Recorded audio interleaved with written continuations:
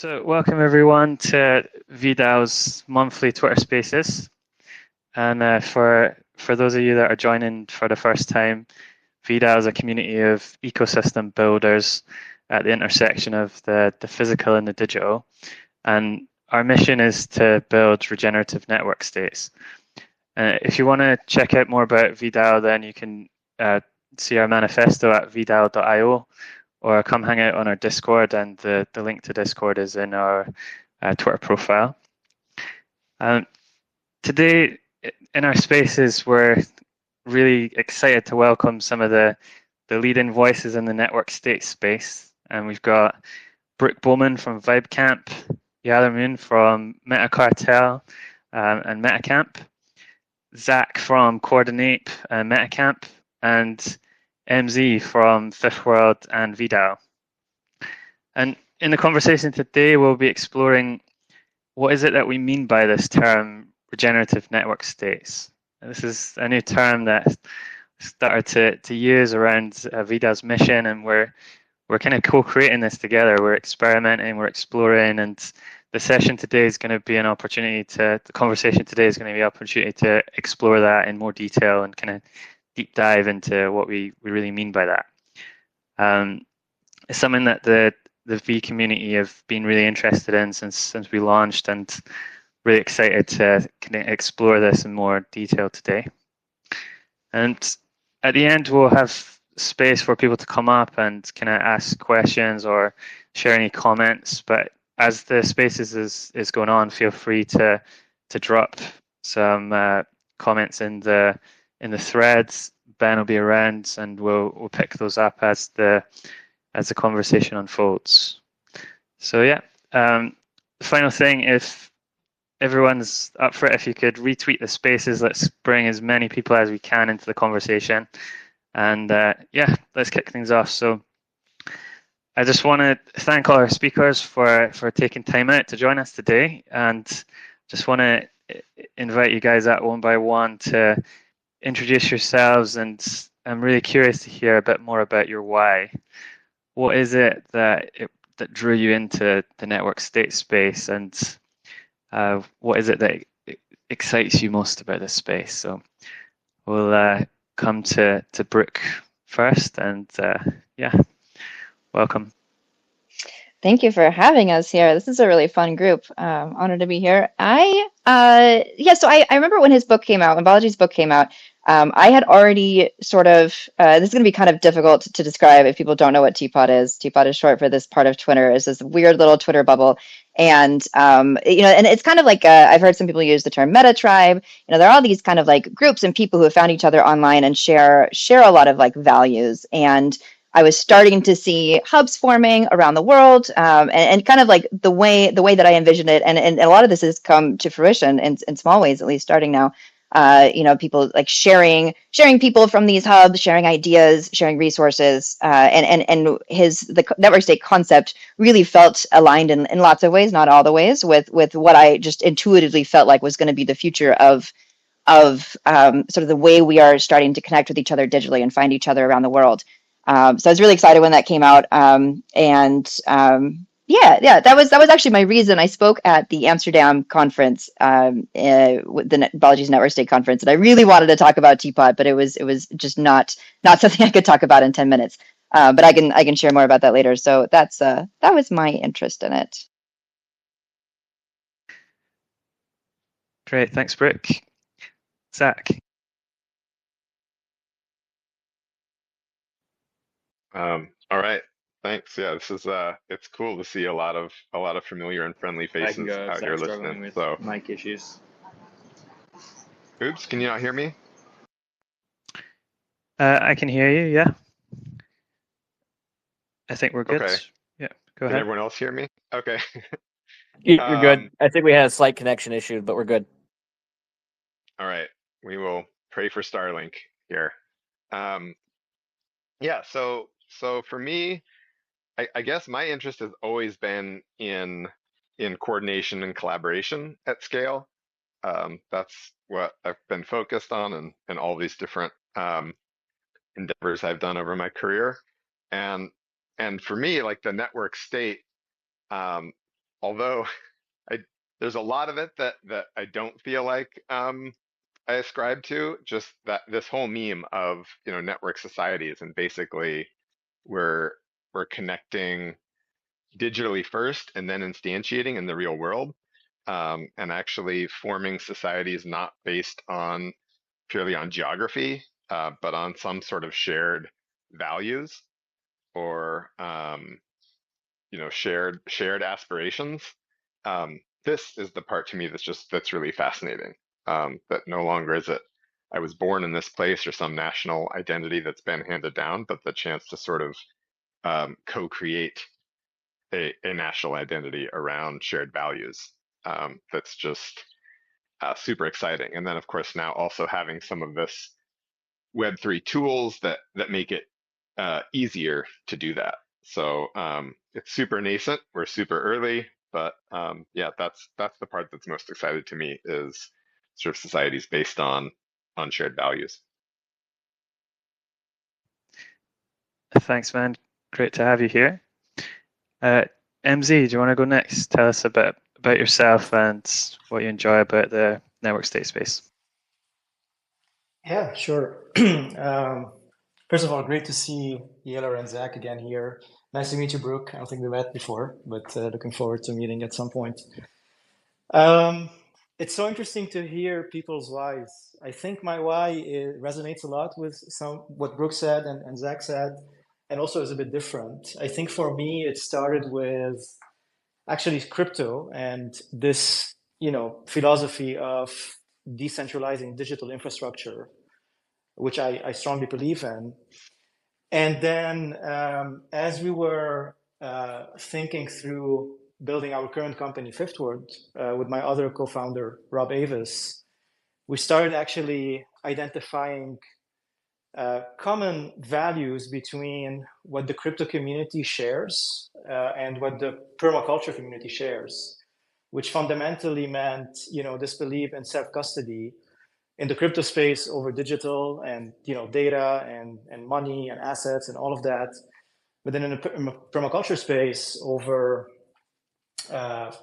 food systems, energy systems, water systems, shelter, all sort of the other things. And then we started realizing, well, if there's a strong commonality between those two groups, is there like a theme here? And it happened around the time where the Balaji book came out, and we just kind of connected the dots and ended up in this idea of, well, if crypto is about decentralizing the digital, how do we decentralize the physical? And how do we enable coordination and community building at the level of a network rather than at the level of a particular geography? And it just kind of came all together, and we ended up basically ushering Fifthward and also VDAO towards this concept of network state. And I personally believe there's going to be multiple versions of a network state. Some of it will even be centralized, some of it will be decentralized, some of it will be hybrid. So I think it's going to be an interesting space that's going to evolve over time. And I guess we'll talk a bit about, what it includes and even like the different ways people can get involved, which can span from community to physical building to, digital building and so on and so on. Sounds good. Cheers, MZ. Yeller. Yo, can you hear me? Yeah, you're good? Awesome, yeah. So yeah, it's super exciting to be here and to be kind of like at this precipice of even thinking about these new models, these new ways of organizing. For me, it's not so much about the network state, but a new way of organizing and orchestrating value and value distribution. I think regenerative communities is something that I've seen emerge over the past 8 years of my time spent in Ethereum, and the importance of people having places to get together, to share their ideas, to share their energy, to build collaborations and friendships, really, which is a lot of what the kind of underlying events around Ethereum specifically enable. People come from all over the world to get together, to share their their projects and what inspires them.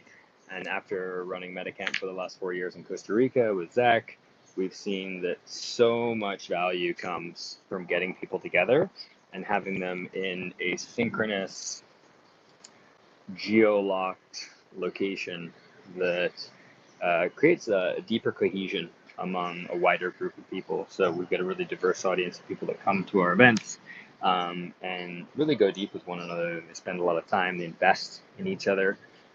So for me, this whole network state movement is how do we realign incentives? How do we secure resources, food, water, shelter, and also the resources around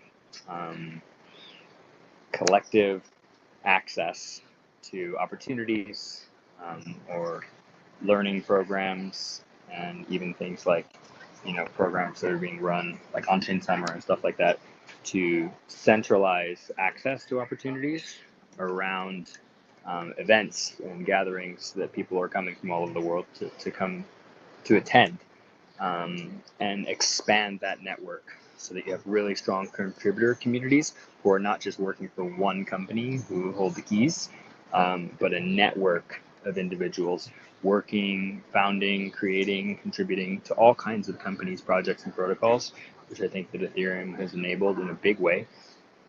So to create a more pluralistic approach to working and living, that we're seeing the edges of it form now in our events and the events that Brooke, myself, some of the cabin team are running as well. That it's really exciting, it's really interesting, and once you attend these events, you start to see what is possible. And so we go to all kinds of crazy places in our mind where it's like, what if we could do this year round? What would it look like? What would our spaces look like?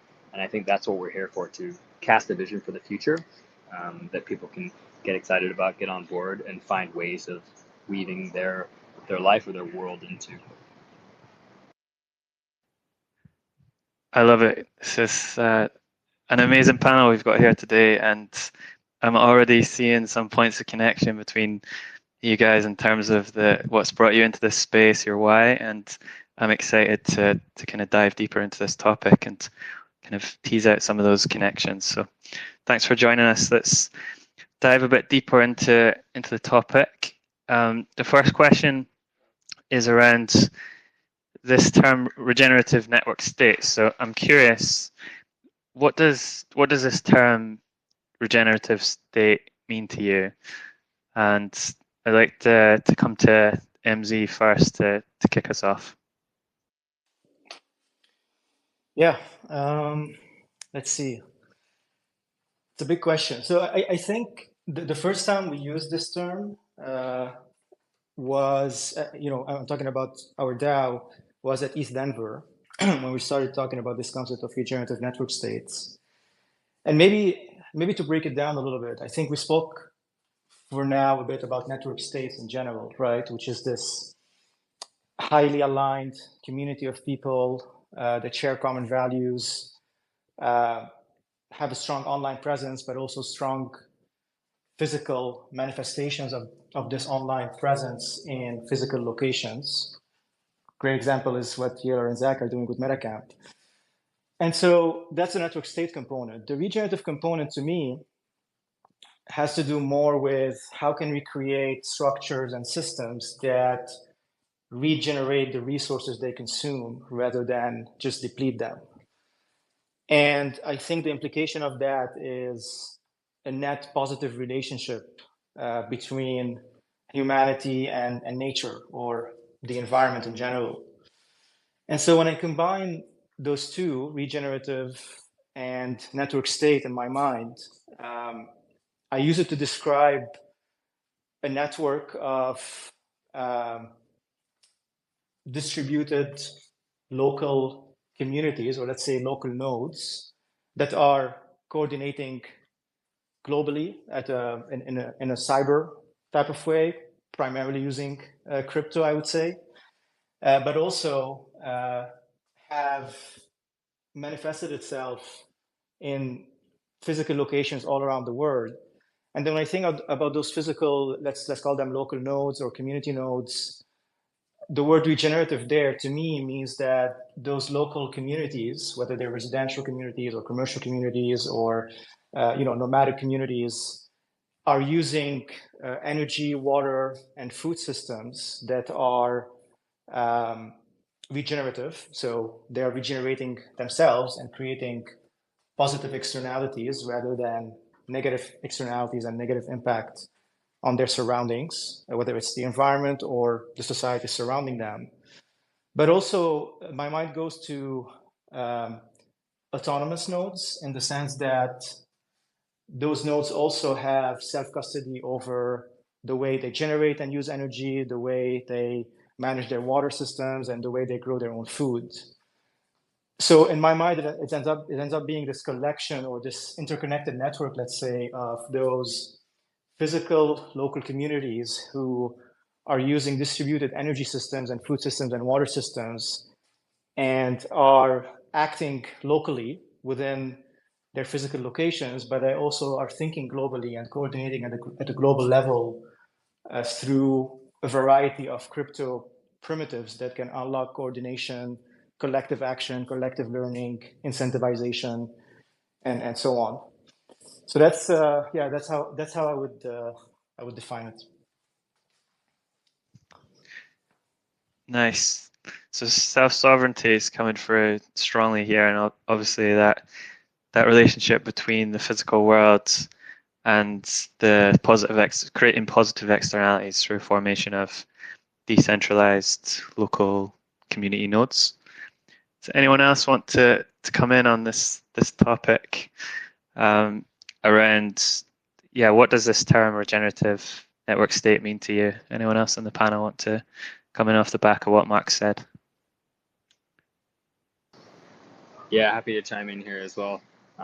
Something that we've been thinking a lot about is like, what is the impact of our, pop-up cities, our kind of expansion of the global like nomad movement? And the food water sustainability piece is huge. Obviously, like there is a carrying capacity for land that is often breached. I lived in Arizona for 15 years, so I understand the kind of like insanity around having more golf courses in a place that has less water than any state in the nation. But we tend to gloss over that and say, "Oh, we'll fix it. We'll just make a new solution or route a river or something like that." But there are long-term side effects. So I think coming back to like a grounded in reality solution, it's like this is the carrying capacity of this land. These are the resources we can generate here, and finding ways of weaving in the like wisdom from local and native populations. Like what can we do? What can we look back to without recreating the wheel? I think this is honestly one of the things that we do so poorly across the ecosystem is we're always trying to reinvent everything, right? Let's reinvent businesses as DAOs. Let's reinvent organizations as, these new models. And we're completely throwing out the old models without taking the knowledge and taking the time to digest what has worked and what has been done in the past for innovative new models that don't always pan out. Well, there are like sustainability tools and techniques that have worked for thousands of years in countries all around the world that we often don't look for and look into. So my thinking around what does regenerative network states look like is what is the pairing of wisdom of the past, sustainability of previous cultures, how did they survive and sustain, with the technology of today, right? Sovereign currencies, decentralized storage systems. How do they blend, and how can we help bring some of these tools to people that might not have them yet, so we can merge the cultures of online nomad kind of new and innovative experimentation with ancient wisdom, right? Land stewardship, animal husbandry, to create something greater than either one would be able to do. I think that is something that we don't give enough credence to and don't spend enough time thinking on. And we're amped at MetaCamp in Costa Rica to be partnering with indigenous communities to kind of like start the conversation around like what can we do together? What can you teach us? What can we bring to you? And how can what we're doing in this region, this area, be collectively greater than what we're trying to do individually? Sounds great. I love that sense of like not trying to reinvent the wheel, but also that bit about like that you raised there about integrating the like more modern solutions with what we already know, what previous local cultures have developed, the wisdom and the knowledge they have. Um, sounds like you're trying to integrate that at MetaCamp. Um, I'm curious, Brooke or Zach, do you guys want to hop in at this point? Anything to add to? Yeah, I'd also, I mean, a big plus one, obviously, to everything Yaler said. That's something we're thinking a lot about. I live here, part of the Ecovia Eco Village, and we're in the process. We're actually the first residents of what will ultimately be 300 households coming to live in a regenerative community down here in Costa Rica, and have been in a lot of conversations about let's really talk about what we mean if we're going to say regenerative. I came up in the sustainability world and sort of watched that term eclipse, eco or green as the kind of go-to term, and then get co-opted, and then kind of get be passé or just greenwashed to the point of not meaning anything. And I'm a little nervous about the same trajectory for this word regenerative. It sounds better than sustainable, but what does it actually mean? And also, like, are we really coming to grips with how hard that is to achieve and the kind of trade-offs that we need to make? So here, we're doing all sorts of tree counts, soil health, biodiversity counts with birds and bugs and things like that. And we can't say it's regenerative unless we can say, like, look, due to all of our activities here, there are actually more birds. We're creating habitat here. Um, we're building and reforesting what's essentially cleared pasture land that 100 years ago all the jungle was cut down to make cow pastures. So we can say this is regenerative because we're here, planting new trees, native trees, and sort of rehabilitating a lot of this landscape. And we're only saving, of the 500 acres, we're going to be building on about 50 of them. But I just think it's really important that when we say regenerative, we understand, what is the data behind that says we're actually, obtaining a yield and reinvesting it, and what trade-offs are we willing to make? When we say, yeah, only 50 people can come to this event, and if we really want it to be regenerative, tickets cost $5,000. And then you have all sorts of, inclusion and exclusion sort of issues. So I guess just a note that when we say regenerative, like it inherently is something that is contradicting a lot of mainstream, obviously, sort of default society and how it works from an extractive economy. And there's a lot of trade-offs to make if we want to develop something that's regenerative. Yeah, I think you make a great point there about the risks of these terms just losing all meaning. Like the more they get used, the less meaning they have attached to them. And like you're kind of touching on the importance of like building on the ground and in practical ways and really thinking and about what's been done and making sure that it's not just a label that's been attached to these systems, but that they are actually measurably regenerative to the ecosystems. Brooke, I'm curious. Like I noticed, I wanted to pick up on this point that you raised on Twitter about like this intersection of the kind of regen space, if we can call it that, and the network state space, and like I know you had some thoughts about that. I'm curious if you want to come in at this point and share some thoughts on this. Yeah. As people are talking, I was thinking. So I'm coming at this more from an interested outsider perspective. VibeCamp doesn't have any land projects, though we might one day. But I'm really, really glad that these kind of conversations are happening. VibeCamp is kind of bringing together people, a lot of the values alignment who met online into the real world. And especially in the early days, there was a lot of talk of like, okay, let's find each other on social media and then let's leave social media.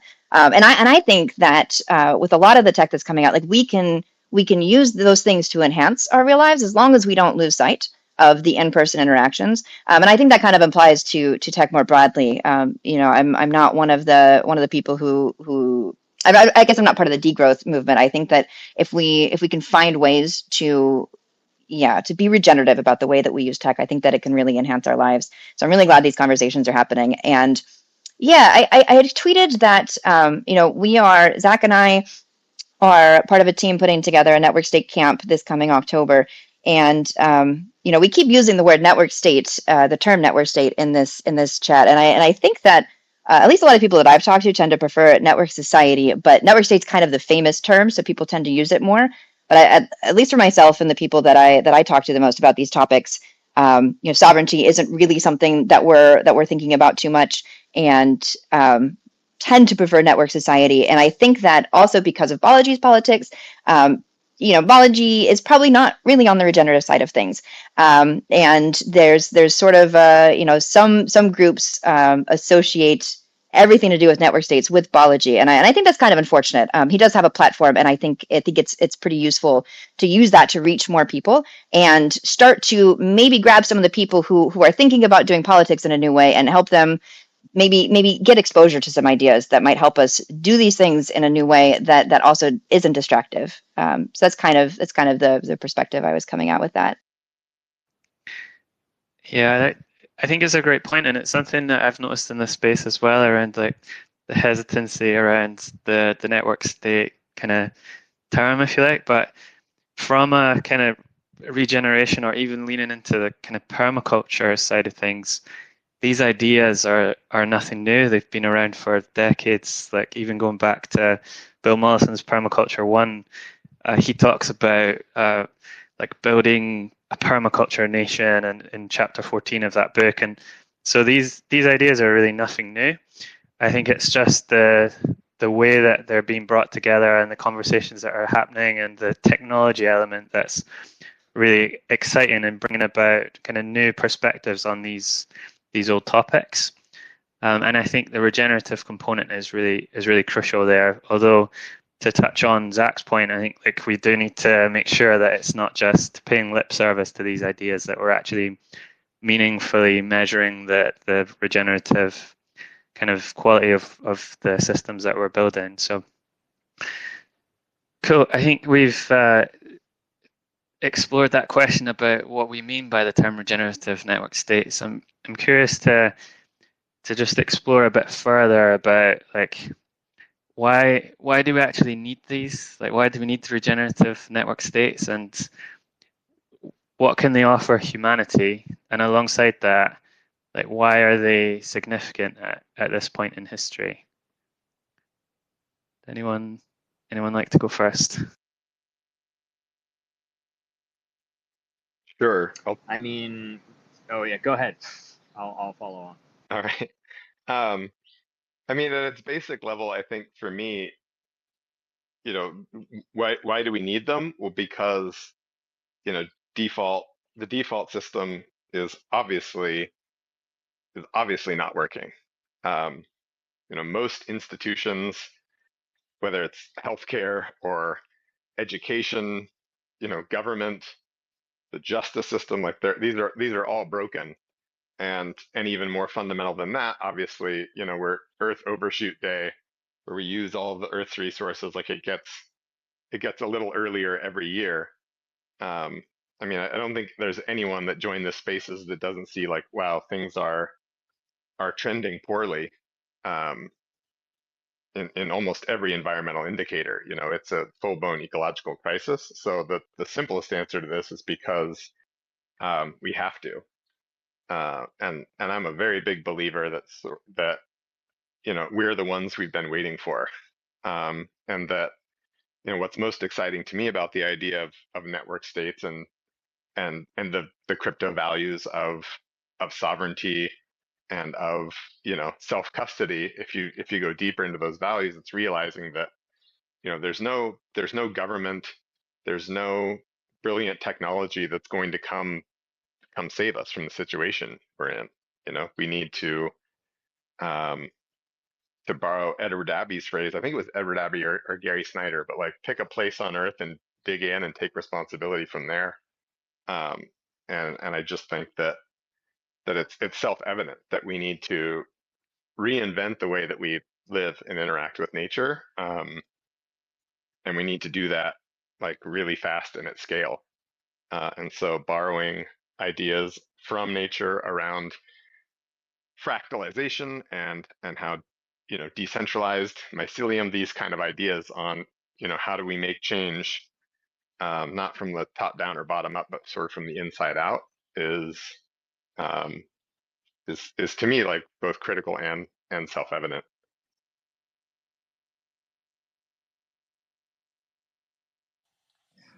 I can add to that. I fully agree with what Zach said. I think and I feel like we probably all agree that there are so many systems and structures today in our world that are just not working anymore. And I think centralized systems have served us for some time, right? Probably for the past 200 years, maybe even longer than that. But I think we're hitting the point of it's not really working anymore for multiple reasons. And some people talk about the meta crisis, some people call it the poly crisis, but it's this problem of prioritizing this one metric, which is financial growth and efficiency over anything else.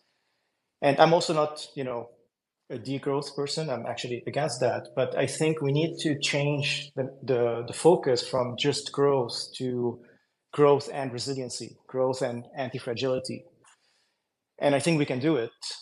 And to me, when I think about anti-fragility, I think about regenerative systems, circular systems, the usage of stranded assets or the reusage of waste back into the system, and in general, a net positive relationship between humans and nature. And I also fully agree with what Taylor said at the beginning, in the sense that we don't have a knowledge problem. Like, we have a lot of knowledge, whether it's wisdom from the past or new inventions and new technology. I think really the bottleneck or the obstacle in us getting to kind of this new phase of human governance and human civilization is really a knowledge transfer and coordination problem. Actually, even if you look at the way we do governance today in those traditional systems, it's a very basic system, right? You think about all sorts of like complex network systems in Web 2 and in Web 3, even like all sorts of like clean energy, you know, distributed systems with solar. And then you compare this to our current political and societal governance systems, and you can see the gap. Like, those systems that we're using today for decision making are not really very sophisticated systems. And I think it is time we evolve those systems into something that can keep up with the level of knowledge and innovation that we have today. And so I think at the core of it, there is a coordination issue. And I think crypto will help solve a big part of that. And I think the other issue in my mind is that a lot of people think that solving those problems has to be top down. And I agree with Zach here. I think inside out or bottom up is really a more powerful solution. There are so many things we can do, really starting from your own backyard. And in crypto, we use this meme of like, be your own bank, right? And at Fifth Word and Vida, we use this other meme of like, grow your own food. And really growing your own food is like one of the solutions that can lead you into kind of starting to change things. And when I say grow your own food, I don't mean you have to actually like just grow food for your own household. You can also grow your own food as part of the community that you live in or the neighborhood that you live in. And there are so many different variations to what this means. And so to wrap it up, I think we are right now at this edge of our human evolution where we've already seen very interesting trends that can help us go in this next phase of, you know, regenerative and distributed and anti-fragility and anti-fragile systems. And so some of the things are, when you look at community building, right? Maybe 30 years ago, I don't know if you could build community online. Today, it actually starts online and goes to physical. And physical is still as important as online, but the starting point is a bit different today. And the level of incentivization and coordination is also very different. If you think about energy, right? And solar right now is having a moment. I don't know, 30 years ago, solar was a faraway dream. Today, you can produce a lot of your energy needed for your own house just by putting up solar panels and using battery storage or microgrids. And so you can already start seeing, and obviously with crypto, the money, the way we can issue money and manage money is also an innovation by itself, and maybe like the first case of separation of money and state at scale, at the global level. And so if you start combining all these trends together, you can already see that there are early signs that we are getting more sophisticated in terms of like ushering into this regenerative distributed future. And I think it is very needed for us to be able to overcome the problems that we have today and reshape and revamp our relationship with nature, and even like move towards a more harmony between technology, human, and nature.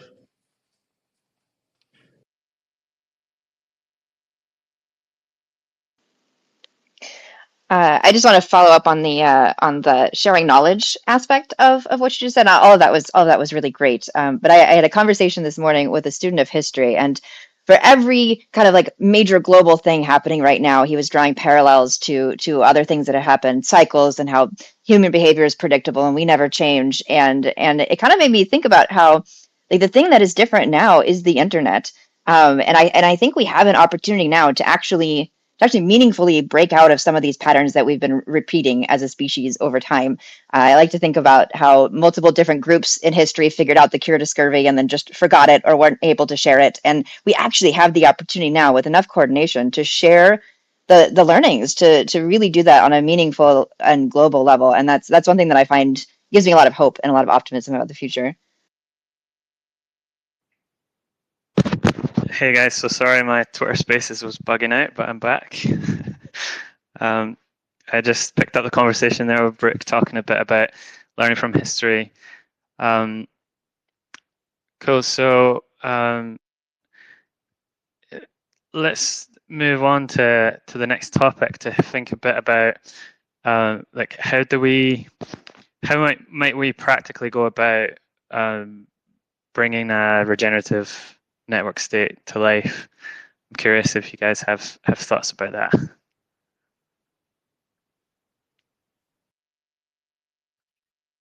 I mean, I'm wondering like how we might be doing it, or at least we're prototyping it down here at Ecovia, um, by and it's sort of like there's two approaches, right? There's the group societies that sort of find each other online, and then weave enough connections to the point where like how are we going to instantiate this? That's how Vibe Camp sort of worked, and Teapot, everyone connecting on Twitter and eventually saying like let's hang out.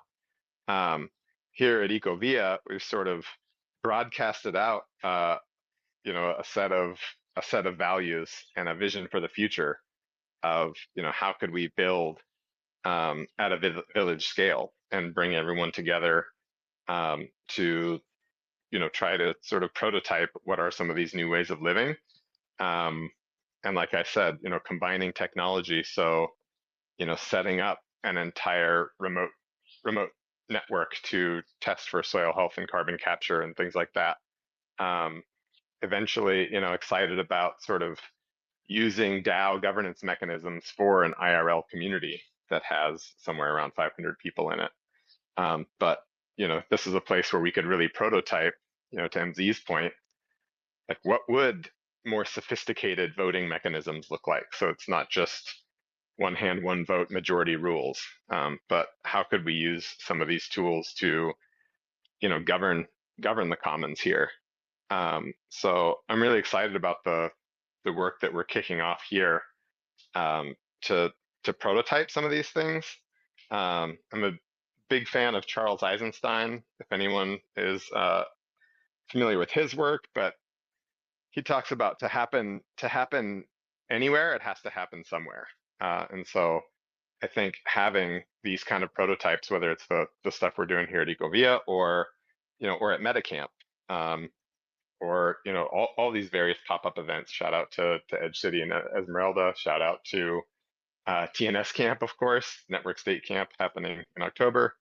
But it seems like the main thing that people need is some sort of concrete example to just say, well, how does this actually look? Learning from the ground. It feels like, so I guess my answer to, how do we make it real is we just find the actual minimum viable product and try it and learn. Because like sort of we were alluding to before, there's not a lot of time.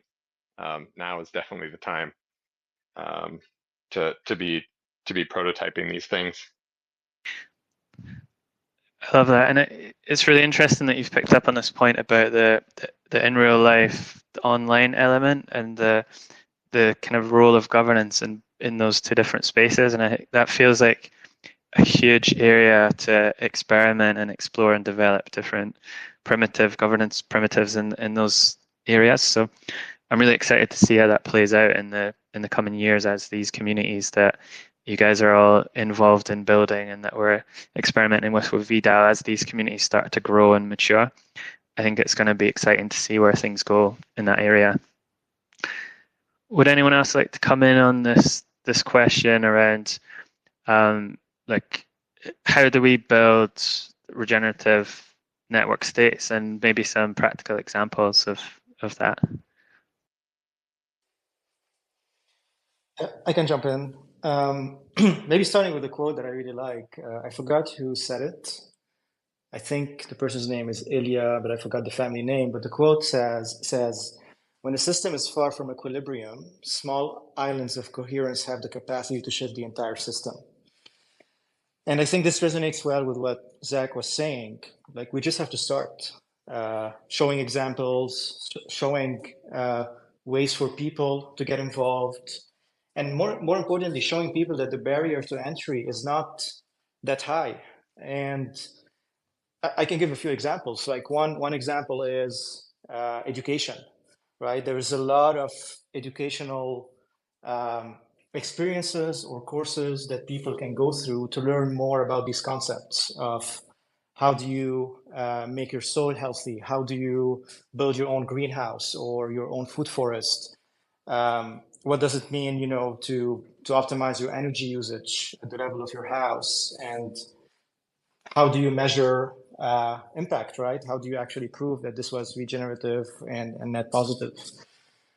The other intervention point is, for people who are interested in building from a physical perspective, so like building structures or maybe even manufacturing, which is really not my forte. I'm not really, a handy man in that way, but I think there's a lot of things that people can get involved in and really build some of these systems on the ground, whether for other people or even at the level of their own households or at the level of their own communities. And for the people who also don't know how to build these things, there are also many companies, one of them is our company, that can help people think through how to design those things and how to implement them and do the whole thing.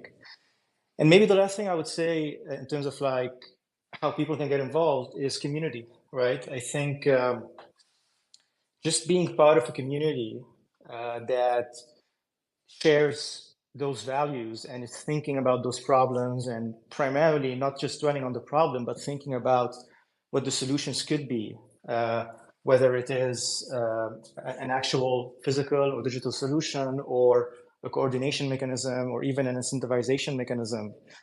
I think this alone is a great starting point that is really low barrier, right? It's really about kind of just joining a community online, VDAO, MetaCamp, whatever the community is, depending on what you're looking for. And really just, taking part in the conversations and sharing your ideas and learning and getting involved. And so one of the things we're trying to do at VDAO is really, first of all, build this highly aligned community of people that share those values about regenerative communities, and then get them to ideate and figure out how to come up with solutions to the problems we're facing.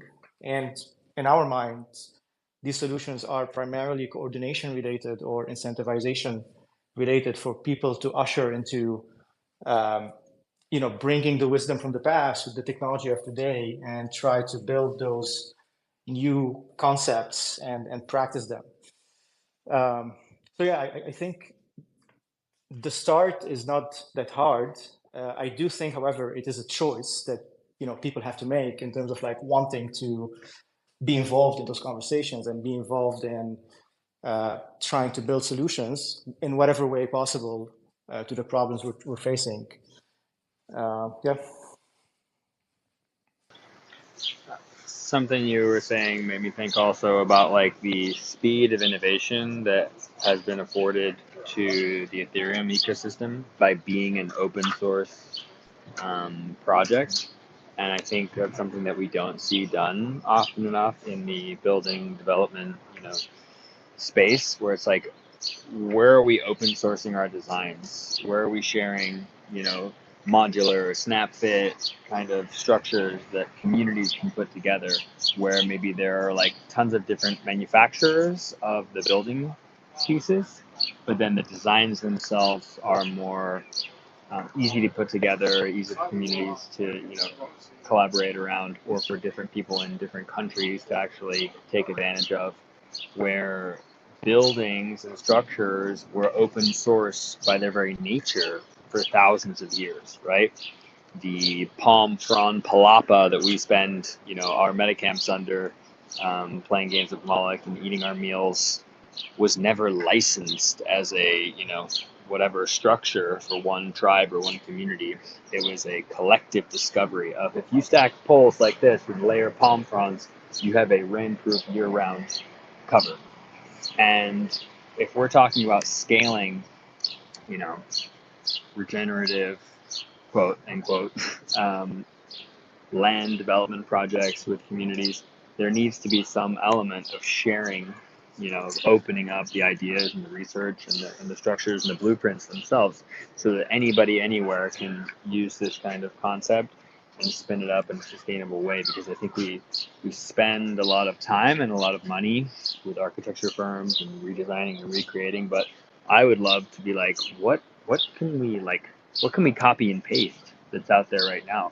What system can we use that creates more of a cohesive theme among properties that are building in this way, where it's not just another like luxury condo complex or something that has some green elements, but it's like an integrated design system that accounts for a much wider adoption.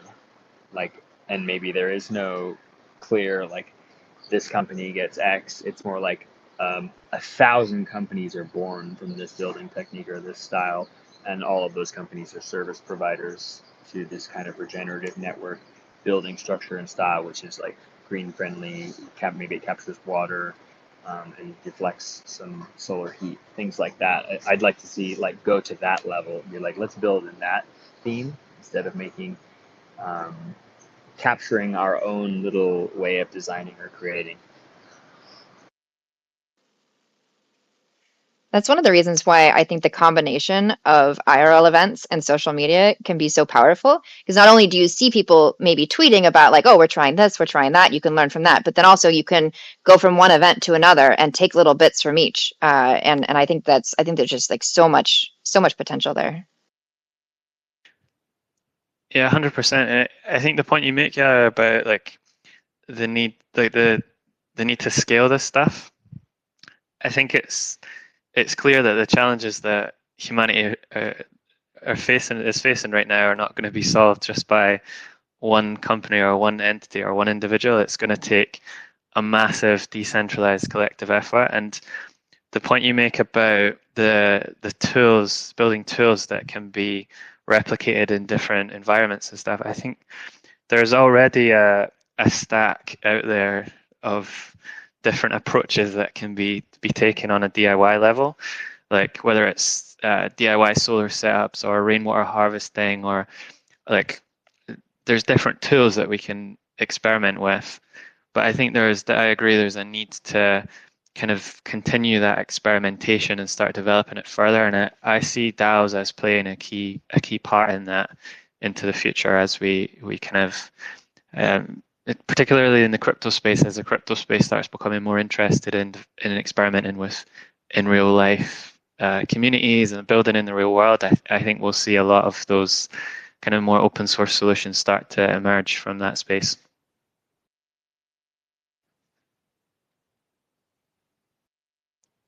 Cool. Does anything anyone wants to add before we move on to the next question?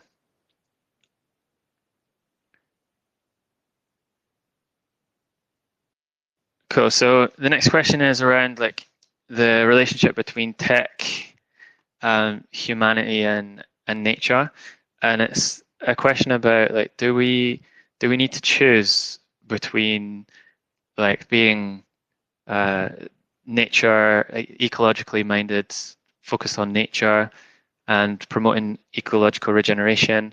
Do we need to choose between that and kind of high-tech solutions, high-tech approaches, and human values? Do we have to choose one of those three or two of those three, or can we find a way to develop systems that integrate all three? I'm curious to hear your thoughts on that.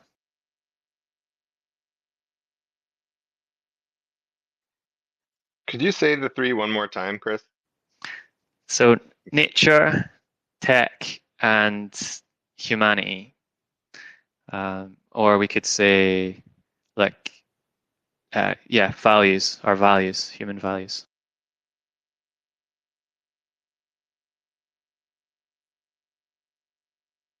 I feel like they're all kind of woven together in a sense. Like everything is interdependent upon the other. Without nature, we don't thrive. Without society, we can't organize ourselves to live in harmony and protect nature. And then so tech, nature, and humanity. Like how do you classify humanity in that spectrum? I guess I was thinking in terms of community itself. The reason, the kind of thinking behind this question is that often in the ecological space, there can be a sense that technology is bad and that it erodes our communities and it impacts our lives negatively. And likewise, at times in the tech community, there can be a sense that like it's all about the tech. So I'm wondering, do we have to choose one of these kind of camps, or is there a way to integrate all three in a positive way? There is, but I don't think it can be captured in 240 characters. Do you have any thoughts, like maybe in terms of, just to kind of bring it back to the concrete, like within MetaCamp, with the community that you're developing and the approach that you're taking, how do you kind of take account of that question within your community? Yeah, so for us, I think like the community, the values of the community, and the actual like experiential feel of where the community is, how they're able to interface with one another, and how that container is within a natural environment is part and parcel of the experience.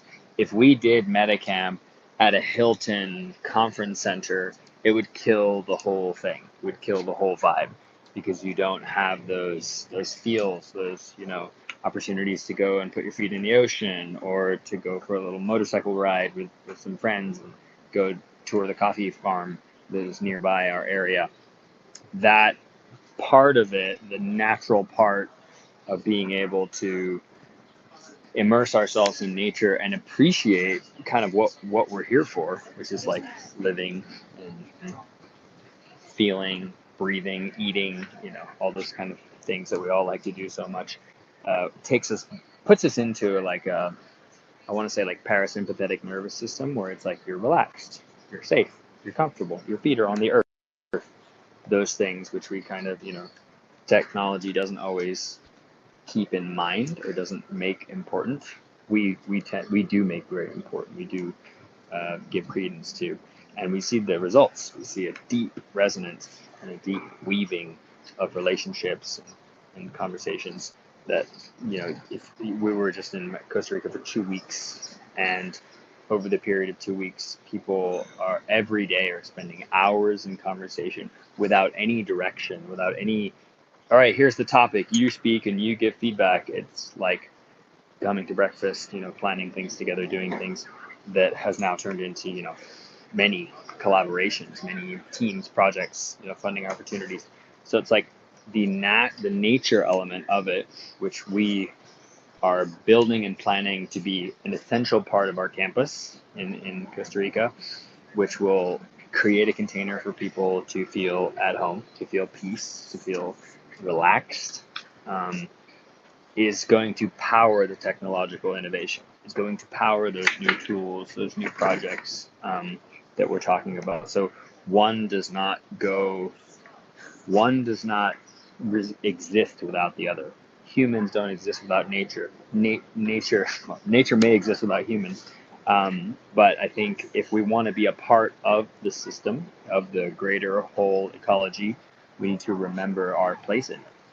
And also keep in mind that we are affected and impacted by all of the elements that are around us. Other people, the tools, our phones, the air, the food we eat. Like, it's all part of one great big ecology that we are also a part of. So keeping those things in mind and designing for things that help us to get out of our kind of doomerist, like, technology acceleration mentality that we know doesn't leave us feeling happy and connected at the end of the day. I love that. Yeah. I love that you. Sorry, go ahead, MZ.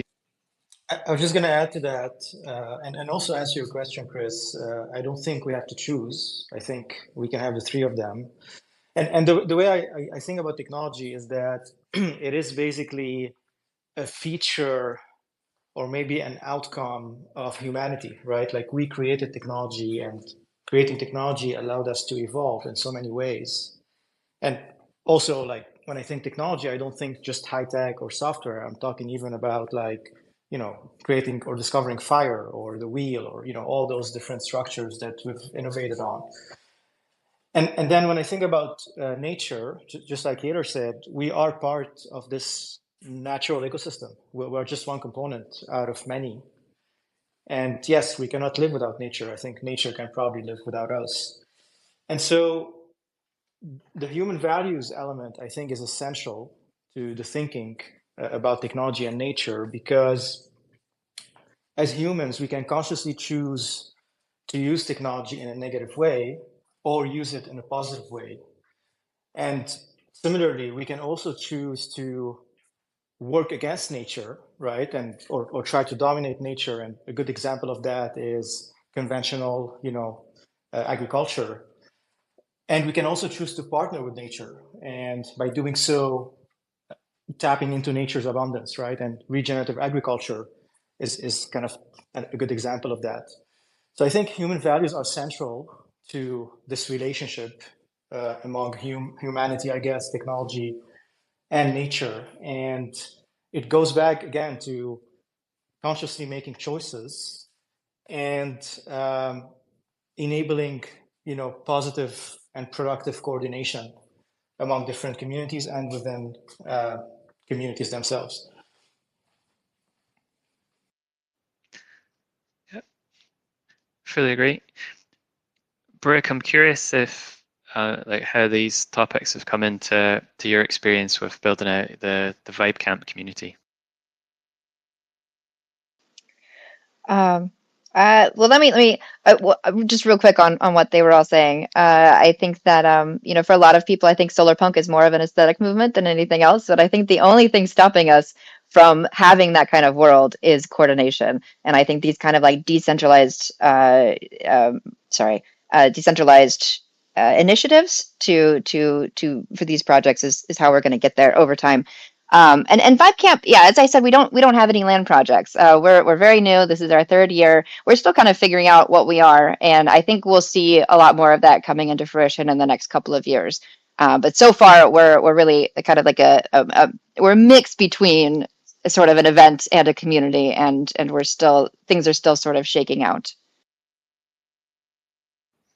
Sounds good. I get a sense from Vibe Camp that like there's a lot of people that are kind of working in tech that just want to kind of come together and connect and build real life communities and have real world experiences rather than having just fully online experiences.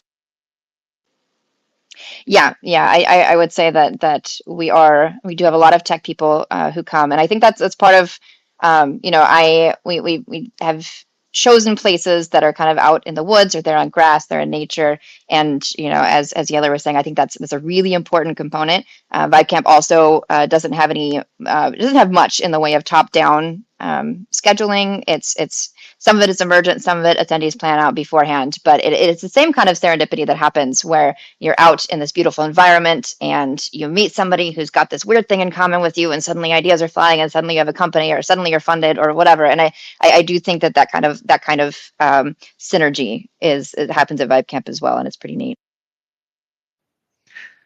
Sounds great. So I'm keen to open up the floor to get some questions in. I know there's people that have been requesting to come forward to speak, so we'll invite you up in a moment. But before we do that, just one final question to the panel. It's around like if there was a new person, if the new person was coming into this space for the first time, into this network state space, well, what advice would you give to them? Oh wow, yeah. Find a community. Get as far away from the ideology as quickly as possible, and find a community that you like spending time with. Find a community who you can connect with, like go to an event, meet some people, and get embedded into what they're talking about. See if their values and the version of the world that they're painting aligns with what you want to see. Because at the end of the day, after all the startups fail and the projects go one way or the other, the community is what you're left with. And sometimes that can be the most valuable thing you can have, that you can gain through these experiences. I would say that goes for the entire Ethereum experience.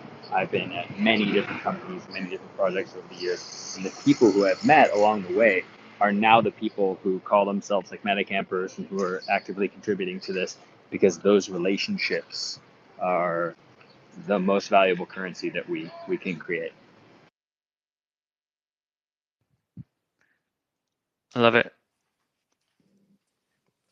MZ. Yeah, I fully agree with the other. I don't know if I have anything to add there. I think I would 100% agree. Don't get stuck in the intellectual, ideological, sphere. I think you can spend your whole life thinking through different ideas, but at the end of the day, it's all about action. And I believe strongly action is information. The more you get involved, the more you get your hands dirty, meet people, become part of communities, do stuff together, the more you get information about whether this is the right place for you, whether you can contribute in other ways, whether we're using the right solutions or you want to innovate on new solutions.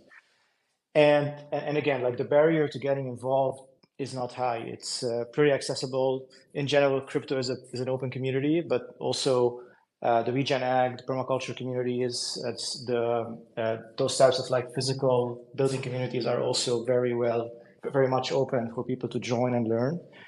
And there's a lot of knowledge available online about how to get started, even from a practical perspective. So not just joining a community, but also maybe testing some of these elements in your own house or in your own backyard, and so on. So yes, in 2 words, just get started, get involved.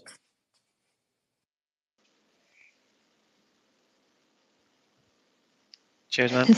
I guess I'm keen to jump to hear questions from from folks in the room too. Yeah, get involved is definitely the primary one. The only thing I would add is read more science fiction, because there's just a lot of books out there. Walk Away by Cory Doctorow, Freedom by Daniel Suarez, um, and lots of others I'm not thinking of. But there's a lot of ways to open your mind past sort of what is this paradigm. That's been really helpful to me. So shout out to sci-fi. Walden 2 by B.F. Skinner, Ecotopia by Ernest Callenbach. So double tap on that. Read science fiction. It's definitely inspiring. Thanks a lot, guys. Brooke, any final brief points before we move on? Yeah, I just want to plug one more time. Network State Camp, October, TNS.camp, applications are there. It's going to be, we really want to do focus on relationships, focus on building those, deepening those, and kind of like hands-on, like how do we actually make these things happen? So if you're enjoying this conversation, definitely recommend you come to our adult summer camp for Network State nerds. Sounds great. Thanks a lot, guys. Cool. So, is anyone in the call interested to come forward? I know we already had a few requests. I think Ed, if you want to request the mic again and come forward, we're going to open up the floor for some questions. While Chris, we're sorry to interrupt. I have to drop. I'm sorry for that because I have an appointment. But I'm happy to answer any question. People can reach out to me on Twitter, and I'm available. And also a quick plug: we're doing a community gathering in Jersey City and in the Bay Area in the coming 2 weeks. So you can check it out. I think on Chris's account, on the VDAO account. We'd love to continue the conversation in person and just hang out and get to know each other. And thanks for organizing this. Yair, Zach, Brooke, great chat, guys. Thanks for having us, Mark. cheers, man. Thanks for joining. Cool. Welcome, Ed. Did you have a question for the panel? Well, I thought I'd share a couple of thoughts, if that's okay, because I've been in the regenerative movement since the late 60s, early 70s, and there's a little history in that.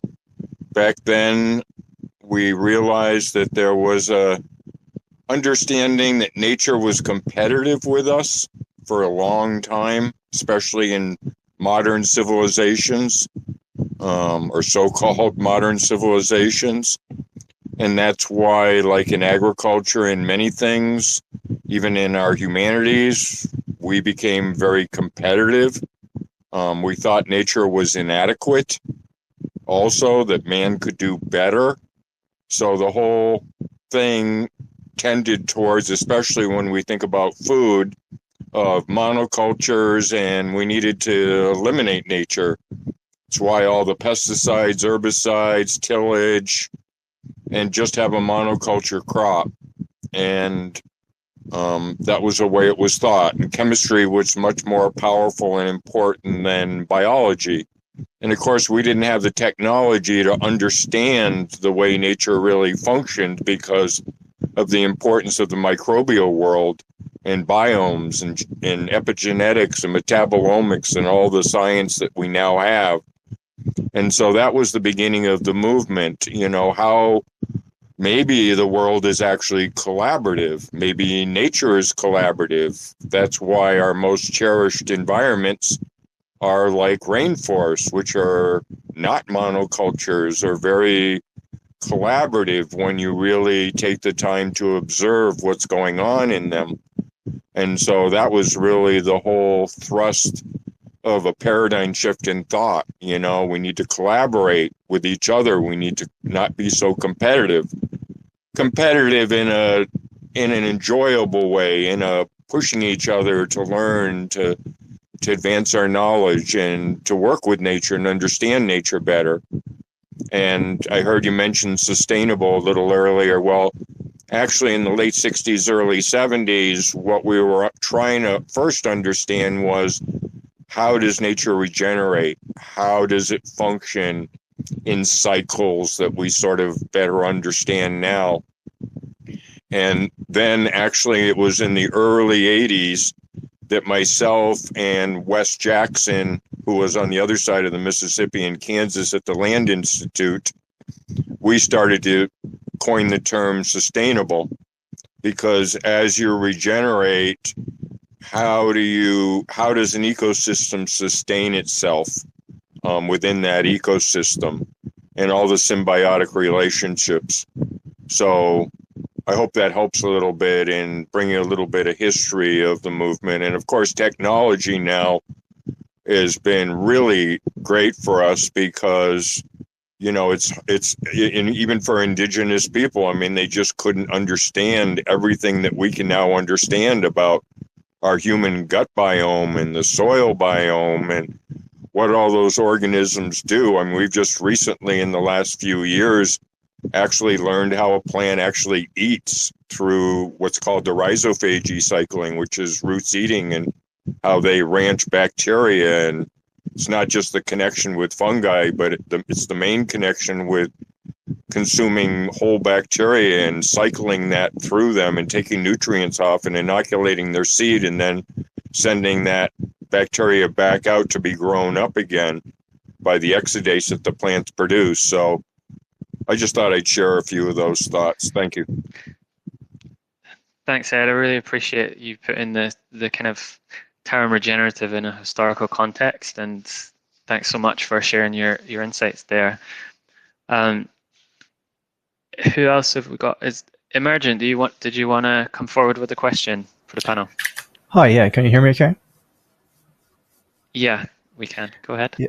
I just have a question basically for the panel. So are there any technologies or projects that you think are going to be kind of big game changers in the following kind of few years, specifically to enable the emergence of more of these network states and also making them from temporary to permanent? So any projects or technologies to basically achieve that? That's my question. Wow, great question. Thanks for that. Who would like to take that?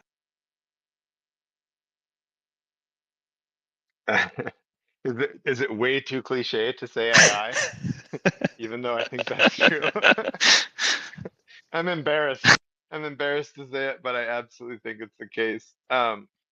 Mostly because of the coordination. So we've talked about, the fundamental issue of coordination. And in my experience, so much of the challenge around coordination is just context, right? It's so hard to get everyone in context on the same thing. And on the same page. And it feels like, not in some very distant way, but soon when we have AI that has the ability to understand and synthesize and share and connect people, having that sort of network coordination be available to everyone, I feel like is going to be a really big game changer, to not need people power to do that kind of understanding and synthesis and cat herding and all those things that just take so much time right now. So with apologies for the cliche, that's what I think is going to be a step change. Yeah, I fully agree. Game changer for sure. Yellow Brick, anything to add? I don't know how relevant my commentary is because I'm very focused on the micro, not the macro as much. I want to see successful experiments happen on the ground and then follow them over time. So attending as many events and participating in as many projects as I can, like in person, to gather insights and then help seed the movement, which will be led by many different organizations and projects, many of whom are even yet to exist. Yeah, I'd say, yeah, I also agree with Zach. AI is going to be a game changer, and I'm sort of in Yaler's camp as to how that's going to manifest. I've seen a number of different projects come up, and we're going to be the platform for all network states and all these things. And at least from Vibe Camp, when we started out, we had all sorts of grand ideas about what kind of technology, like what kind of tech stack we would need. And then as soon as we started actually doing things, oh shit, our needs are very different than we thought they were going to be. And I think that's true of a lot of things. And I think it's going to be really hard to predict what kind of tools we're going to need until we start doing things and we find out what our needs are.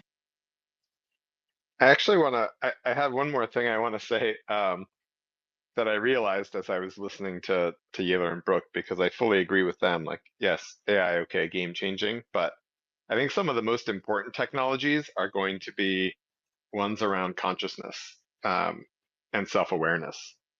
We like the social technologies, but what are the ways that groups can, find ways to have deeper conversations to build self-awareness? What are the social technologies that groups use in order to enter into conflict, fight fair and see that as regenerative and not as a problem?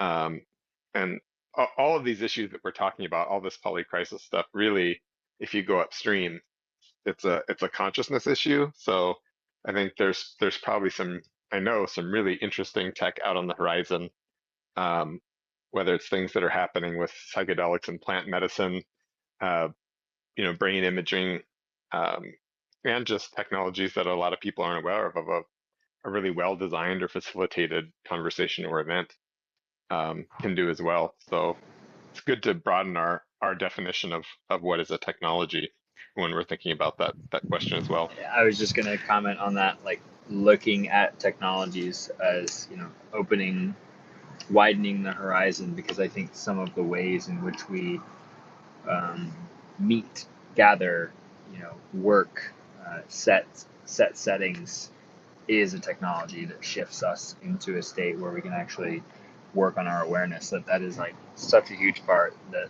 and thanks for bringing it up, Zach, that I think we as, citizens in this like new world space need to take responsibility for is our level of consciousness, our level of awareness. I think it was Einstein. It's like the level of consciousness that created the problem cannot solve the problem. So we need to step into a new brain space and encourage and create spaces for people to step into that with us as well. Cool. Thanks, guys. I know a couple of you have your hands up, and I'll come to you in a moment, but I just want to come to Angelo next. I think you were next up. Welcome, Angelo from Build Cities. Did you have a question?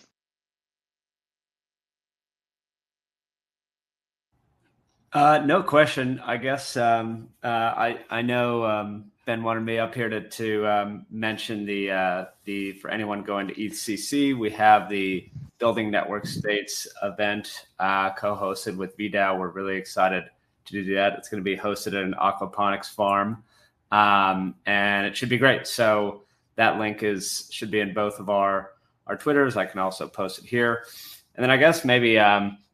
One of the questions, while I'm up here to the panelists and recognize some familiar faces, Zach, Brooke, Yaler, thank you all for coming to our event in Denver. We hope to definitely see it more and love the work that you all are doing. And I guess kind of a question maybe goes back to, I think it was Brooke mentioning earlier, but this can really go for anyone, is kind of these, we're seeing more of these narrative divergences around this network state theme and topics, where it's like, yeah, of course there's the book, and kind of the book is blended with the kind of ideologies of the author, Balaji himself. So how do we, since you're seeing these kind of divergences now, how do we potentially make sure that these different efforts are really compounding one another, rather than being, a mirror of maybe our current political environment in certain countries, where it's actually, hey, together we're really compounding efforts, and even if there's different,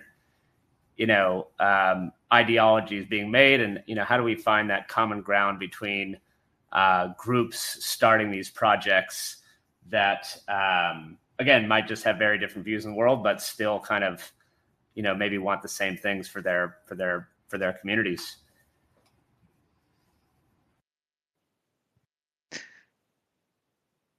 Great question. Cheers, man. who'd like to pick that up?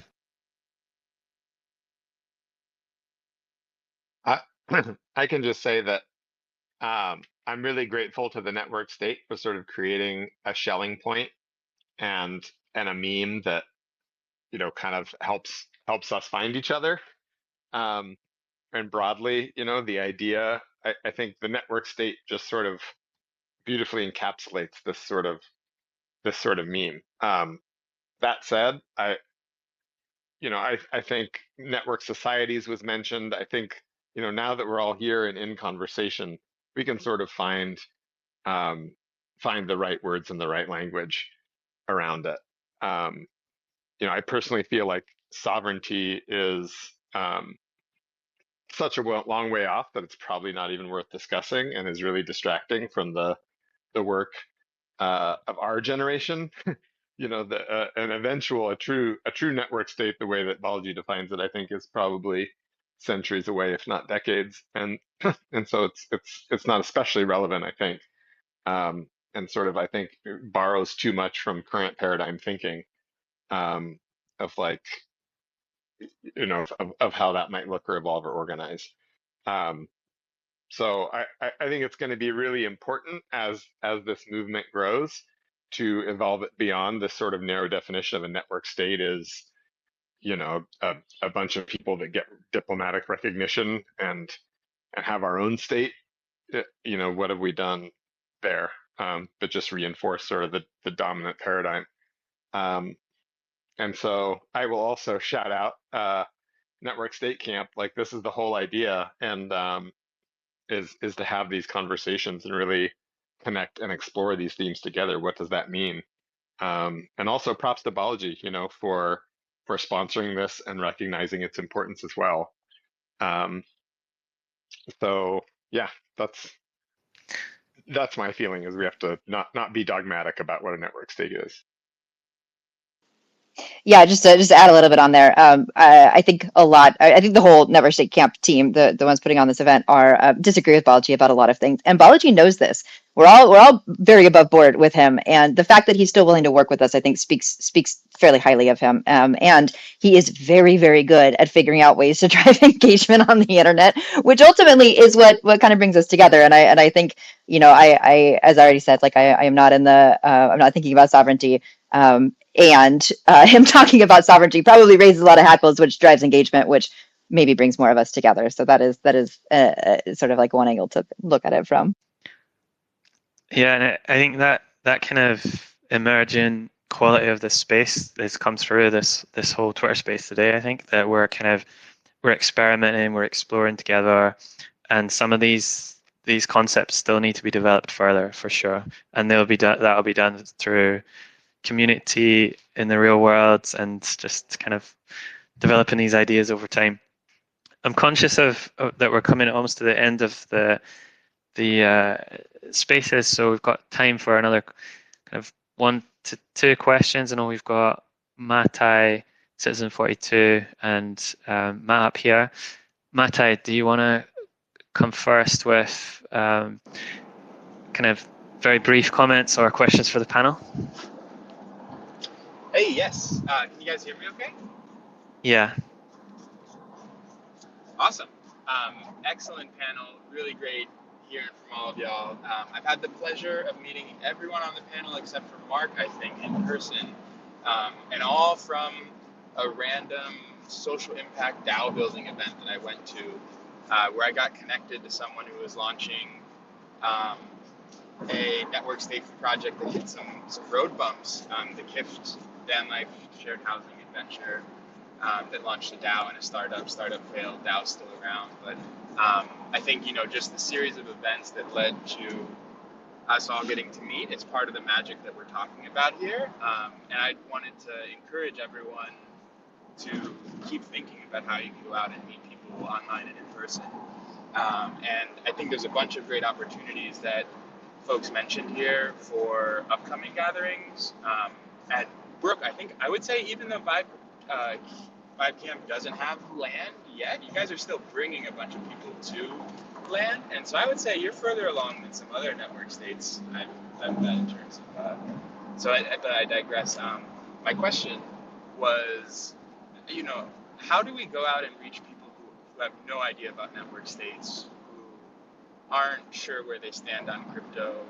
And I'm curious just to hear if anyone has any like what they're focusing on or opportunities they see, and also just to encourage us all to think about how we can continue to do that beyond, because there is some unnamed regenerative state that is the entire mass of people on the earth who are like, yes, I want to like create a better world for myself and everything else here, and we don't have a name for it yet, but how do we find more people like that outside of the crypto DAO network state space and connect with them? This is my question. Thank you all for doing what you do. Cheers, man. Brick, Zach, any brief responses to Mate's question? Well, I am biased, but I think about the cultural impact Burning Man has had, and it's been very real. It's been very powerful, and I think the more events that we throw, people are going to bring their friends. They're going to hear about it. They maybe get brought in because they want to have a fun time, and then you can have these little pockets of conversations happening. You can have sub events where I gave a talk about network states or hosted a discussion maybe about network states. Maybe 60 people from Vibe Camp came, and I think a lot of them had never had any exposure to the term before. So I think there's a lot of power, but again, I am biased. Cool. So we kind of pretty much reached the end. Citizen 42, if you've got something really, I know you've been waiting patiently here. I want to give you the floor for like a minute. If there's something very brief you want to ask the panel before we wrap up. Oh, no worries, no worries. I think I came in at the end just to see you guys and support you guys. I love Angelo. We've just been chatting a lot, and you guys all seem absolutely amazing. The conversation's really cool. So I think when it comes to like getting non-network state people involved, I'd say we just need to give them a reason to find interesting, to understand the value the value add of network states. And like when I try and like tell people why they should be involved and why they should be interested, I just say we are here to free people. We're here to make them sovereign. We're here to bring them together in free communities of aligned people. And then they tell me they don't have any understanding of what those words mean. And so I just try and give them an understanding of just how non-free they are. With like in the physical stage, in the real world, you've got oppressive governments, you've got oppressive enforcement agencies, you've got all sorts of things that are just, they're just crushing your freedoms and your rights. And then you've got in the digital space, it's almost worse. You've got massive companies which basically own the digital space. It's not even elected officials. It's just giant companies driven by money who effectively have the entire control of everything you do. The only thing you have online is your name, and that doesn't mean anything. It's the reputation that goes behind it, something. And they have control of that, not you. They have all your data points. They have everything that you've done. So basically, like, I just tell them, like, you don't have any freedoms right now. And if you want to work towards freedom, you need to take a look at this network state space, because it's the only space that I've found that's genuinely working towards something better. So thank you very much, everyone. Really appreciate it. And yeah, I appreciate you. Thanks a lot, Susan, for your thoughts. Fully agree. Like, we need to find ways to make this interesting and engaging for new people to get involved. And I think one thread that is run through this whole space is that I just want to highlight before we wrap up is this thread of community. I know we all have our projects and we're all developing those projects, but there's a common thread between these communities, and the more collaboration we can foster between them, the more successful we'll all be, I think. So I just want to say thanks so much to our panel for joining. I think Yealer's already dropped out, but thanks Yealer, thanks MZ, thanks Brooke, and thanks Zach.